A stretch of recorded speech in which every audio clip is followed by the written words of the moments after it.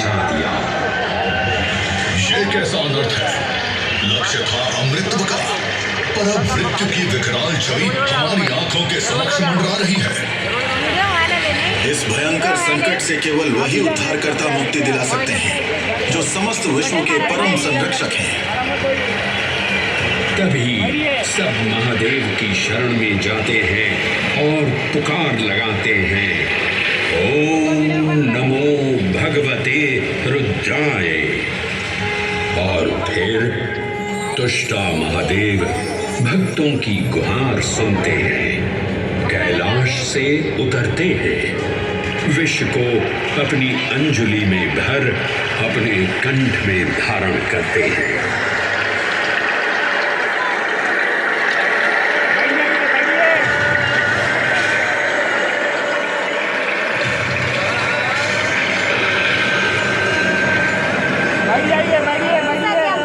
अंततो गत्वा सागर मंथन से अमृत कलश प्रकट होता है। जैसे ही अमृत प्रकट हुआ, दानवों ने इसे केवल अपने आधिपत्य में लेने की आकांक्षा प्रकट की और संघर्ष छिड़ गया। आज यदि हम इस अमृत को प्राप्त कर सकें तो हम देवताओं पर हमेशा के लिए प्रभुत्व स्थापित कर पाएंगे। अमृत अपात्र हाथों में ना जा पाए, क्योंकि ये अपनी शक्ति का असीम दुरुपयोग करेंगे। इस अराजकता के परिणाम स्वरूप अमृत की कुछ बूंदें छलकी और पृथ्वी तक पहुंच गई। 4 स्थलों पर स्पर्श हुआ इन बूंदों का। हरिद्वार, प्रयागराज, नासिक और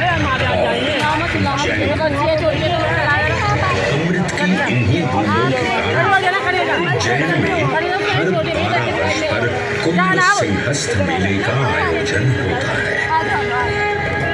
भगवान शिव की लीला देखिए, लोक कल्याण के लिए स्वयं विषपान किया और अपनी नगरी पर अमृत वर्षा करवाई। अमृत की पावन बूंदों से अभिसिंचित ये दिव्य उज्जैन भूमि रामायण के पृष्ठों में भी सम्मिलित हुई। सतयुग के बाद त्रेता युग में माता सीता की खोज में वानर सेना का यहाँ आगमन हुआ।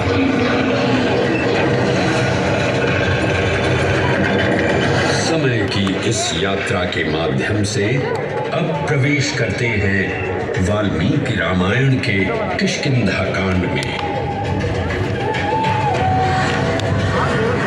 जब वानर राजा सुग्रीव अपने यूथपतियों से सभी प्रमुख स्थानों पर जाने के लिए कहते हैं और उन्हें अवंती नगर यानी उज्जैन जाने का आदेश भी देते हैं।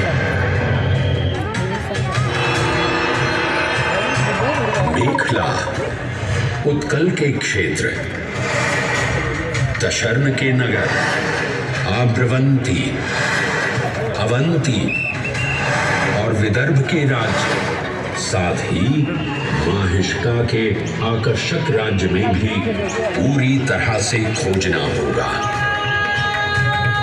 एक युग भगवान विष्णु के राम अवतार से संपृक्त और अगला युग उन्हीं के एक और दिव्य अवतार से समरस होना, ये अद्वितीय संगम केवल उज्जैन में ही संभव था।